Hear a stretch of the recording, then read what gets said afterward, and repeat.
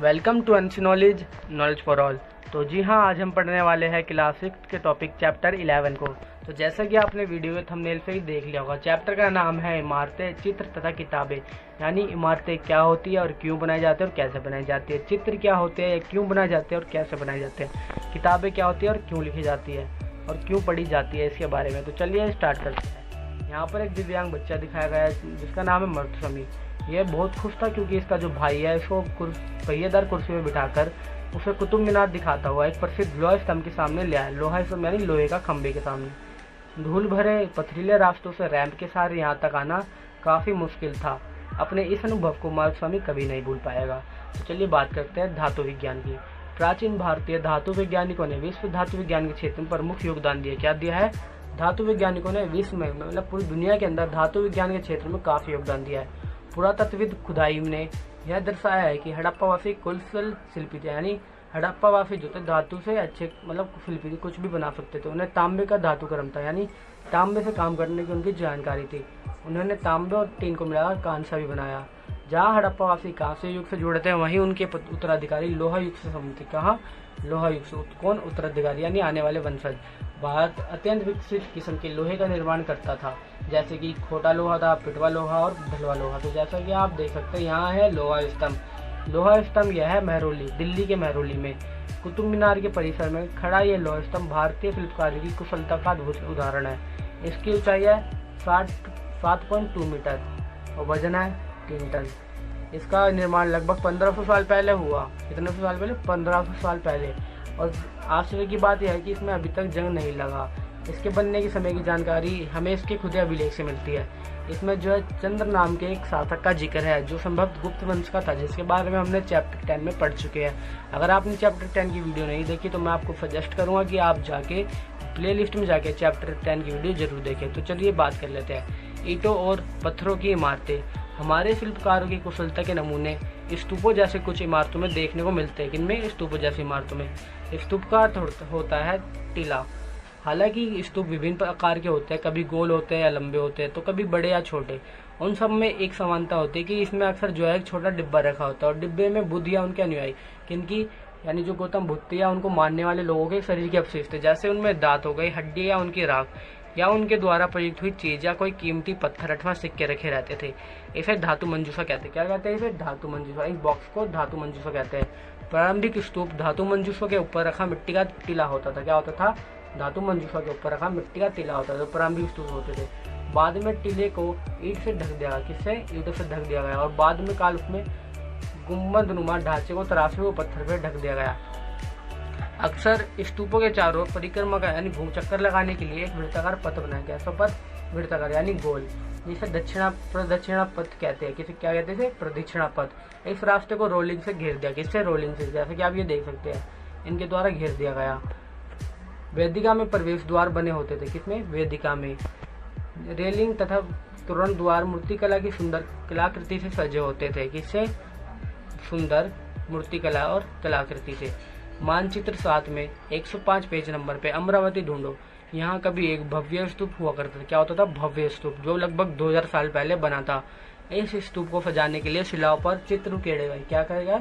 चित्र उकेरे गए। कई बार पहाड़ियों को काटकर बनावटी गुफाएं बनाई जाती थी। इस तरह की कई गुफाओं को मूर्तियों तथा चित्रों द्वारा सजाया जाता था। किनके द्वारा?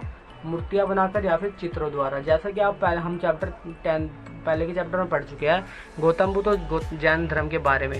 तो आपने देखा होगा कि जो उनके मानने वाले अनुयायी थे यानी भिक्षु भिक्षुणी, उनको जो है आवास की जरूरत पड़ती थी। तो ये लोग जो है इनके जो लोग मतलब इनको मानते थे, उनके अनुयायियों को, उनके लिए आवास स्थल बनाते थे पहाड़ों को काट के। इनको सजाने के लिए मूर्तियों और चित्रों द्वारा सजाया जाता था। इस काल में कुछ आरंभिक हिंदू मंदिरों का निर्माण भी किया गया। किनका? आरंभिक हिंदू मंदिरों का निर्माण किया गया। इन मंदिरों में किनकी पूजा होती थी? विष्णु, शिव और दुर्गा जैसी देवी देवताओं की। मंदिरों का सबसे महत्वपूर्ण भाग था गर्भगृह। क्या था? गर्भगृह। यहाँ पर जो क्या गए, यहाँ पर देवी देवताओं की मूर्ति होती थी और इसी स्थान पर पुरोहित धार्मिक अनुष्ठान करते थे, यानी पूजा पाठ किया करते थे और अपनी परंपरा निभाते थे, भक्त पूजा करते थे। अक्सर गर्भगृह को एक पवित्र स्थान के रूप में दिखाने के लिए देखिए यहाँ पर जो है भीतर गांव जाकर मतलब गांव के भीतर बनाए गए और मंदिरों के ऊपर काफी ऊंचाई तक निर्माण किया जाता था। ये देखिए, इनको कहते हैं भीतरगांव, इनको बनाया जाता था। ये देखिए, शिखर निर्माण को कठिन कार्य के लिए सावधानी से योजना बनानी पड़ती थी, इसे कहते हैं शिखर। ये देखिए, इसे कहते हैं शिखर, और इसकी जो निर्माण पद्धति सावधानी से बनाई जाती थी। अधिकतर मंदिरों में मंडप नाम की एक जगह होती थी। यह एक सभागार होता था जहाँ लोग इकट्ठा होते। क्या था यह? एक सभागार, यानी जहाँ पर सभा हुआ करते थे और लोग इकट्ठा हुआ करते थे। तो जैसे कि आप देख सकते हैं बाएं ऊपर, यानी ये वाला चित्र प्रदेश के भीतर गांव का एक आरंभिक मंदिर है। मतलब जब हम गांव के अंदर घुसते हैं उत्तर प्रदेश के, तो वहाँ का ये मंदिर है, जो करीब 1500 साल पहले पक्की ईंटों और पत्थरों से बनाया गया था। और ये जो दाएं तरफ ये आप देख रहे हैं, ये वाले चित्र, ये वाले महाबलिपुरम के एकाश्मिक मंदिर है। इनमें से एक प्रत्येक मंदिर एक ही विशाल पहाड़ी को तराश कर बनाया गया। ये जो मंदिर है एक ही पहाड़ को तराश के बनाया गया, इसलिए इन्हें एकाश्म कहा जाता है, यानी मोनोलिथ्स, जो एक से बनते हैं। ईंटों से बनाए जाने वाले मंदिरों से ये बिल्कुल भिन्न होते थे। ईंट से बनी इमारतों में नीचे से ईंटों की एक एक तह जोड़ते हुए उसे ऊपर की ओर ले जाते थे, जबकि चट्टान तराश कर बनाए जाने वाले मंदिरों को पत्थर काटने वाले ऊपर से नीचे के क्रम में बनाते थे। इन मंदिरों को बनाते समय पत्थर काटने वालों को किन समस्याओं का सामना करना पड़ता होगा, इसकी सूची आप बनाओ। यह आपके लिए मैंने आज का क्वेश्चन दिया है। शिखर निर्माण बहुत कठिन था। अधिकतर मंदिरों में मंडप होते थे, जैसा सभागार कहते जिन्हें।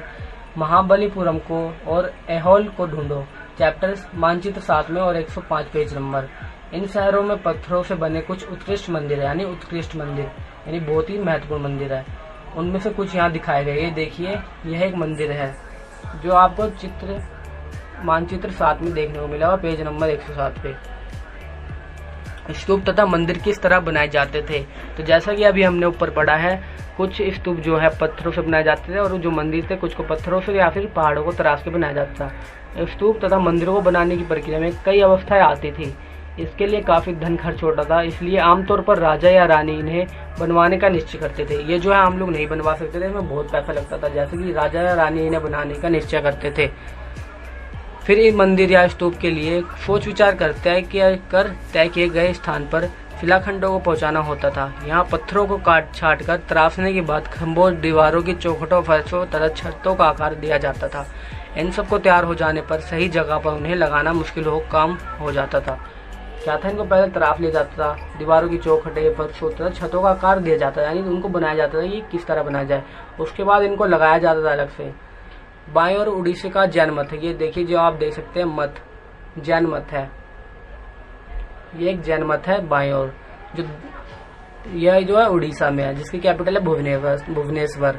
एक पहाड़ी को खोद कर बनाया, क्या पहाड़ी को खोद कर, तो 2 मंजिल इमारत को बनाया गए कमरों के प्रवेश द्वार को ध्यान से देखो। इनमें जैन भिक्षु रहते थे। और ध्यान पेज नंबर 14 पर दिए मानचित्र में अध्याय 2 और दिखाई गई गुफाओं में अंतर क्या है।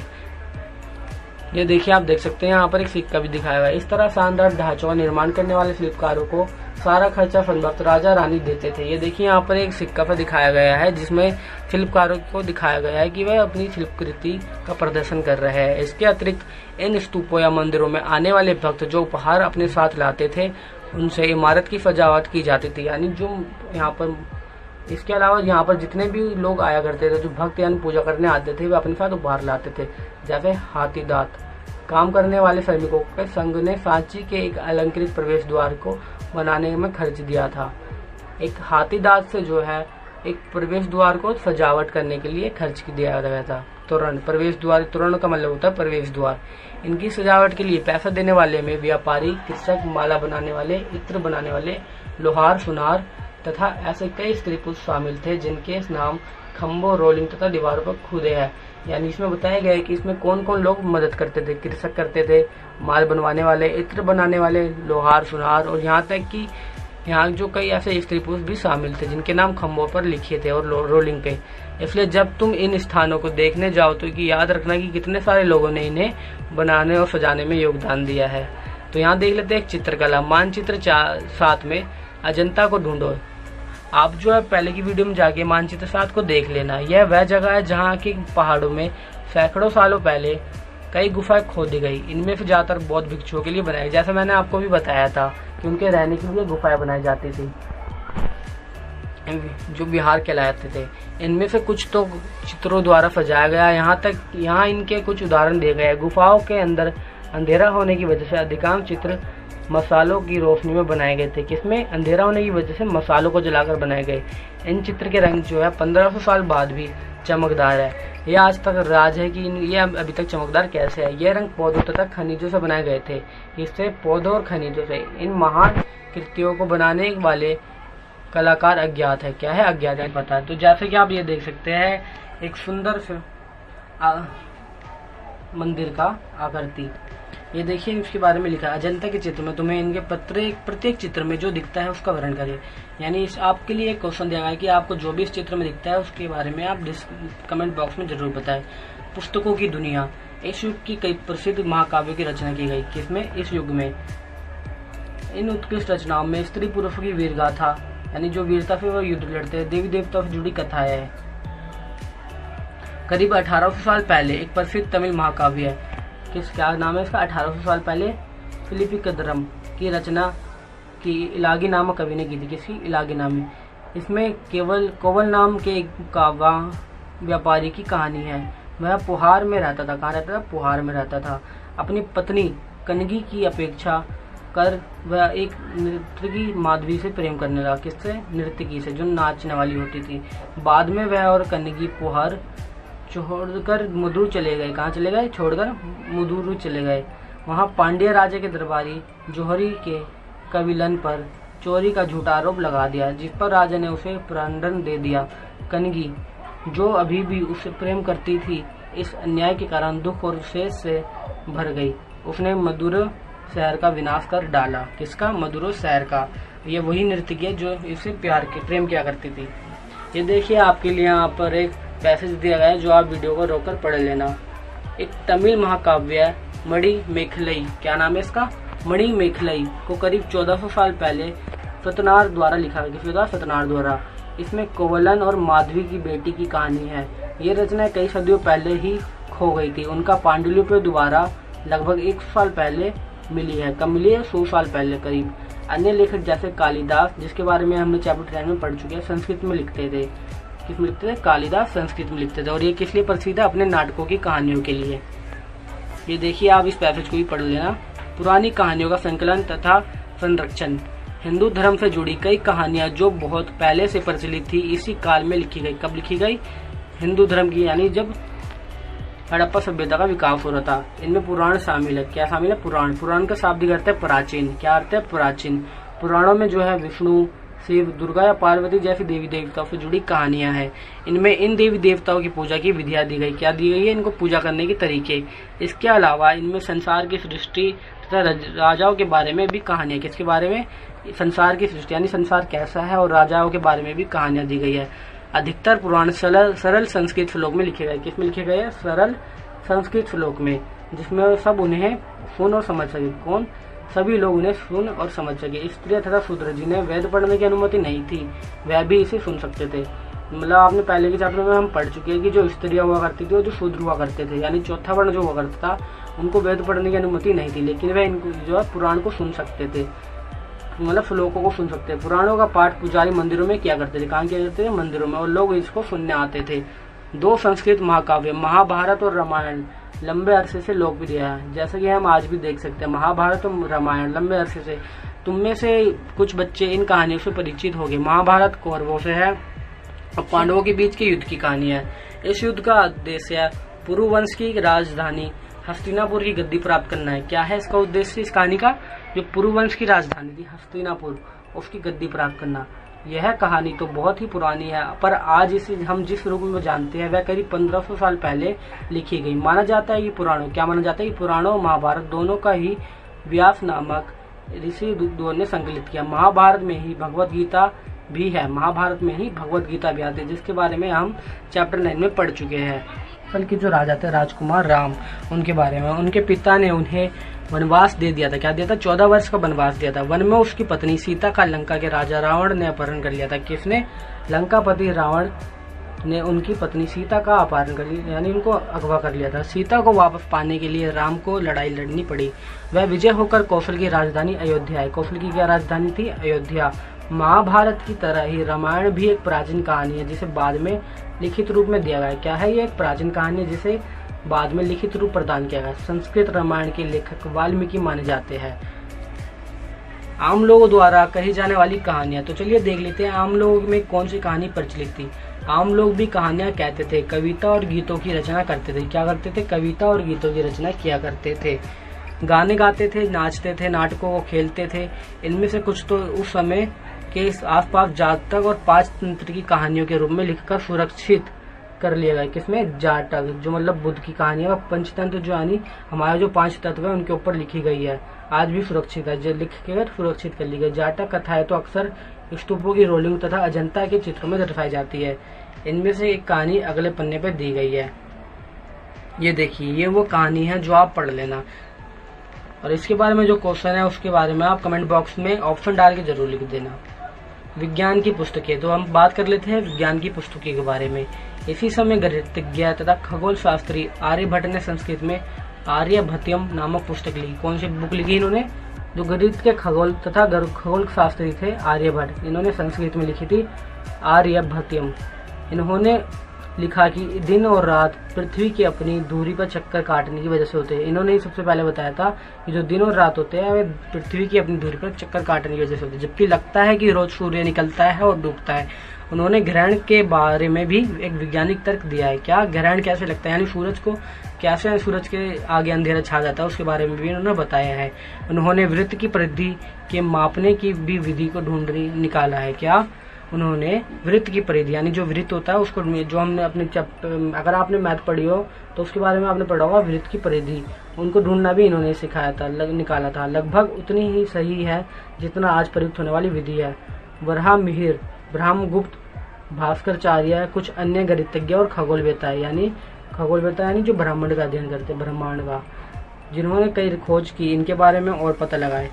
ये देखिए, शून्य अंकों का प्रयोग पहले से होता रहा है।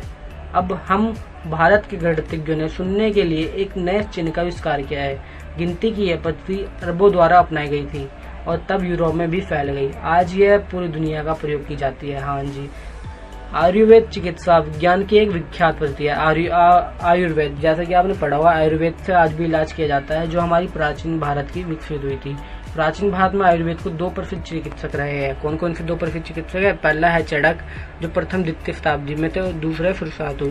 चड़क द्वारा रचित चरक संहिता औषधि शास्त्र की एक उल्लेखनीय पुस्तक है। अपनी रचना सुश्रुतरी संहिता में सुश्रुतु ने शल्य चिकित्सा की विधियों का विस्तृत वर्णन किया है, यानी अच्छे से जानकारी दी है। तो आज का ये चैप्टर कंप्लीट हो गया। मैं आपसे आशा करता हूँ कि आपको जो है चैप्टर की सभी बातें अच्छे से समझ आ गई होगी। अगर आपको फिर भी कोई डाउट होता है तो आप मुझसे कमेंट बॉक्स में या मेरे इंस्टाग्राम आईडी पे मैसेज करके मुझसे पूछ सकते हैं। आई होप आपको वीडियो अच्छी लगी। अगर वीडियो अच्छी लगी है तो चैनल को लाइक एंड सब्सक्राइब जरूर करें और वीडियो को ज़्यादा से ज़्यादा शेयर करें।